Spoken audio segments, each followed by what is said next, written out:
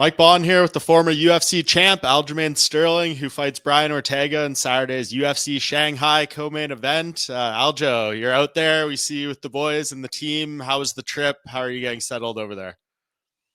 Things have been going pretty well over here. We got here. We left Wednesday, landed Thursday. So far so good. Just another fight week, getting the weight off and getting ready for fight night. I know you travel a lot with your teammates and stuff, but for you and your fight weeks, this is only the second one outside of the United States, right? I was just looking at that. It's been Abu Dhabi and then this one. So you've mostly been entirely in the US. Is it kind of a little bit different when you're the one on fight week going on the other side of the world? Sorry, you just cut out a little bit. No, I was just saying this is only your second fight outside of the United States, right? It was Abu Dhabi and this one. So it's a little bit of a different fight week, I guess. Oh yeah, 100%. Abu Dhabi and now this. I was supposed to fight in Australia in my second UFC, second, I think my second UFC fight, and it got scratched. Um, but yeah, things work out different ways, and here we are fighting over the pond again. Yeah, very different culture over there and everything. Like, are you finding what you need in terms of like the weight cut and keeping the diet and all that type of stuff? Thankfully we have the UFC PI, so I've been able to eat there. Just a ton of exciting stuff, man. The chefs have been killing it, making these gourmet meals, grilled chicken and white rice. It's like the best. No salt, no seasoning. It's delicious. Yeah, what's the difference between the the Shanghai PI? I mean, you've spent many hours at the Vegas one. Is there much difference or? The one here is massive. It's much bigger, a lot more space to train. More teams could be accommodated. So that's really nice. And they have a really nice program here for the athletes that they're developing over here in Asia. They sign some of these guys, they let them stay, they put them through these regiments. They have coaches, PT, and there's a lot of science behind a lot of the trainings that they do, like high days, low days, medium days. Guys that have fights, making sure that they peak at the right time. It's actually pretty cool to see how dialed in they have everything. I'm like, am I doing things like this? I don't think so, but kudos to these guys access. Yeah, you have your finger on the pulse of the sport a lot. Like, you analyze everything. Like, what kind of energy have you felt from the fans? Are you getting stopped a lot? Does it feel like you're a big deal there? I only got stopped a lot outside of the PI, but Hmm. that's a really PI and no, well, this is not the host hotel. We just stay at the hotel right across the street from the PI. Just makes it easy to get over there for training and get the food and all that. So that's what we did. But the fans that have been outside of the PI have been a little crazy. Like they just come, they grab your arms, and it's just like chayo, chayo. I don't know what that means. I don't know what anything saying means. I just say ni hao, shishir, shit. It's just Is it what are they doing? Like, are they wanting photos? Are they asking for autographs? Is it like kind of different from the fans who are outside the hotels in the US and stuff? it's the same. Photos, autographs. Yeah. These are you selling these? Yeah. Yeah, but yeah, same fan love, which is cool. Yeah. No. And I feel like this fight with Brian was one that was kind of on the bucket list when you moved to featherweight. Like, we were like, this needs to happen at some point, given the styles and everything. When it came across your desk, where you're like, yes, this is one of the ones I needed when I moved up to this weight class. Yeah, it was more so for the ranking that Brian had. Hmm. Yeah, Brian. This is like the first person I'm gonna fight that's actually like that I'm like cool with or have been cool with, right? This is gonna be the most friend type of fight that I'm ever gonna have. Yeah, he had the highest ranking at the time when I first came up to the division, and I wanted to have one fight and then go straight to the title shot, but unfortunately, uh, it didn't go that way. They gave him Diego Lopez instead, and then he got a title shot. It is what it is. Right now, I think he's ranked fourth. I think seventh or eighth. So I think this is a big win for me to possibly get back into the top five. or another division. If I could do that, I think things are going to be looking pretty good for me to getting another title shot opportunity. Probably at this point after Lerone Murphy. Um, and then there's Mozart, then there's Gene Silva versus Diego. So there's a lot of fun matchups happening at this weight class right now. And I think for both Brian and I, this is one of those high stakes matchup, like winner takes all. So here we are.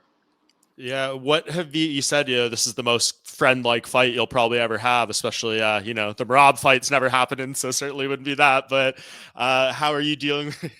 Yeah, Last week, and it was insane. I'm like, yo, bro, watching this, you would think like maybe we don't like each other, but not but the case. it's crazy. When did you? How did you guys become so close? Would you say? Who's that? Me and Marab? No, you and Brian. No, we just cut weight on the same card multiple times. We fought on the same card multiple times and hung out with him, trained with him when he was coming back from his surgery. When I was getting ready for either Henry or TJ. I forget which one, but I went out there to go train. I know he was just coming back from a surgery. We just drilled. It was nothing crazy, just a friendly thing, and that was really it. Brian's just been cool, Whenever I see him down in Cali, it's always been love. We've hung out in Vegas in like 2016, so it's a little awkward, especially because I know his coaches and stuff, and I saw them at the PI, and Brian looked like he didn't really want to talk to me. I asked him when did they get in, and he was just like, I was like, did you just get in today? He was just like, nah. Didn't turn around, nothing. And I was just like, okay, I think that's the end of this conversation. Do you think? Make it awkward, but I'm also not trying to be like super friendly, but I figured to like break the ice in the room, like, hey, we're both in the bathroom. We kind of both know why we're here. And yeah. And then I saw his coach. I just told his coach, like, yeah, it's just one of those things. There's no one for us to fight unless we're both going to fight outside the rankings or something. And I don't think he wants to do that, and I don't want to do that. So it's just one of those things. Are you interested to see like what his energy is going to be like? What if you guys? I assume you're going to face off at least once before the fight. Are you interested to see how he approaches that? If he's like goofing around, or if he's really intense or anything? Nah, I mean, I think I'm going to be the same that I'm always am. And at this point in my life, like, I don't need to fight angry like I used to have to get myself rah-rahed up. At the end of the day, I know what to do to get myself to that zone at this point in my life. So I think he's just as experienced and understands. So we'll see what type of intensity he brings, but I'm just ready to go. I've been ready to go since January when I've been asking for a fight with someone. So about time. About time. Yeah, I think everyone is hoping and expecting you guys will go to the ground at some point in these 5 rounds. When that does happen, how do you think your style of grappling matches up with his? I think it matches up well, but he does have some tricky stuff off of his back. And on top, he's pretty tough. He's got a really nasty head and arm choke. I haven't really seen him go for like other submissions, maybe a guillotine and a triangle. But for the most part, he seems like he's pretty well versed with chokes. So I got to be careful with that. And I think my top pressure, my passing game should be good enough to get to some good dominant positions. And hopefully I can get to where I'm really, really strong, which is side control or the back mount. Hmm. Yeah, and like you said, if you beat him right in a very good spot in this division, kind of hard to predict exactly what the path will be. But like you said, we think it's going to be Lerone Murphy next. What do you reckon his chances are against Volk? Lerone Murphy's a tough and smart fighter. Volkanovski's a tough and very smart fighter. I got to train with him. I know Volk firsthand.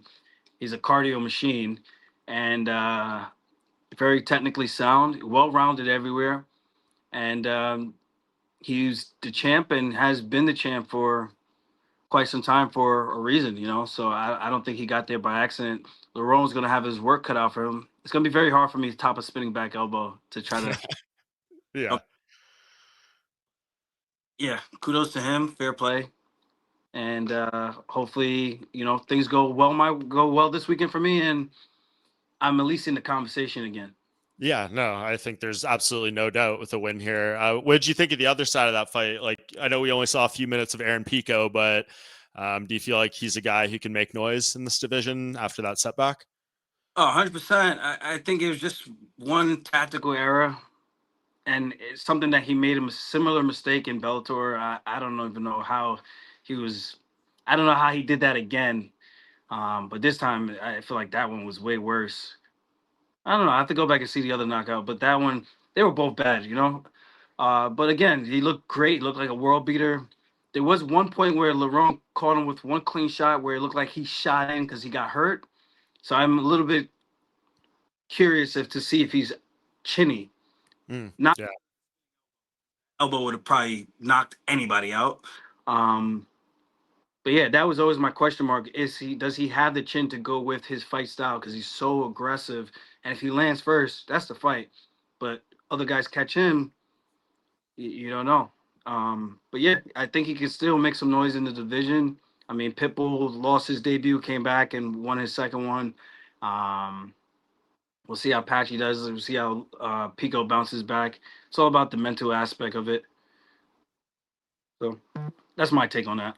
Yeah. One more take I want from you. You know, everyone is talking about the Hamzat fight. Like, you know, some people want to shit on him. Some people give him his praise. I know you respect a good grappling performance. You know, very much respect your opinions on these things. What do you think of, I guess, first the performance and then the backlash he seems to be getting from some people after this?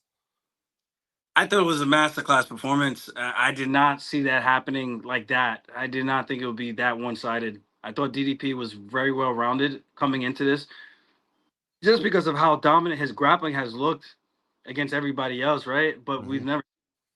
That's always a question mark. Can guys actually get up the right way without exposing their back? Can they defend if they do have their back taken? We haven't got to see any of those questions answered, and then we finally got it answered. You put this guy on his back, you pass, he's just going to hold your head. And that's something he's going to really need to address, because if anybody else can get him to that position, it's probably going to be something similar unless he makes those corrections. But with that said, I did not see Hamza just bullying such a big, strong guy like that who's been relatively dominant throughout his championship run. Um, the Strickland fight was close, of course, especially the first one. I think that was questionable. But the fight with Izzy, his fight with Robert Whitaker, he's fought some really good guys and has looked really, really dominant. Um, Other than that,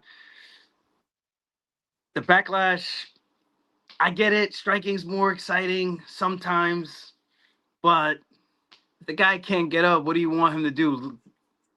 What do you want him to do? Be mad at the guy on his back, holding his head, putting himself in a crucifix 3 times. That's who you should be mad at. Agreed. Last one, actually, Aljo. Some news just came out with BKFC. UFC legend Frankie Edgar coming out of retirement to do a BKFC match against Jimmy Rivera. Your thoughts on that one? I don't like it. Yeah. I don't. What?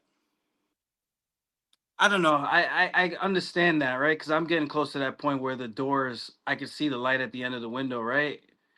At the end of the tunnel, where I'm going to have to hang it up at some point. I feel like you get to that point where Father Time is just undefeated, and only bad things are going to happen after that. And I would hate to see either one of those guys get hurt, especially Frankie. He's a lot older. The last few fights that he's had in the UFC weren't great, um, especially in terms of like just the chin. I don't know. I just care about guys. I don't want to see legends. It's just I don't know. It's tough. Yeah. Whatever. I'm gonna always support, but at the end of the day, I would always urge on the side of caution and say I don't think this is a good idea. But the coaches are letting him do it. The coaches are letting him do it. He's a grown ass man. Yeah, exactly. No, I think you have the reaction of most. All right, Aljo, I'll let you go now. Really appreciate the time. Glad you made it out there safe. Really can't wait for this fight. We'll be staying up all night to watch it. No, you're not. I am. I'm going. I have my bachelor party this weekend, so we are going to be up all night. We are going to be watching this thing. Okay, fair play. All right, thanks, Aljo. Appreciate you, man.